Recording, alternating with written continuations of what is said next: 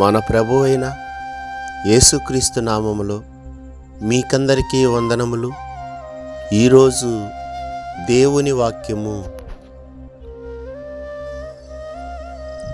నీవు నా ఆజ్ఞలను ఆలకింపవలెనని నేనెంతో కోరుచున్నాను.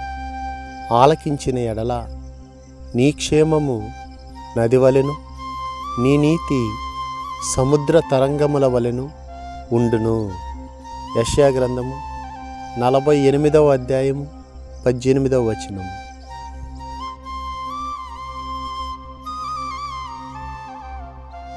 ఈ దినము దేవుని కృప మనకందరికీ తోడై ఉండును గాక. ఆమేన్.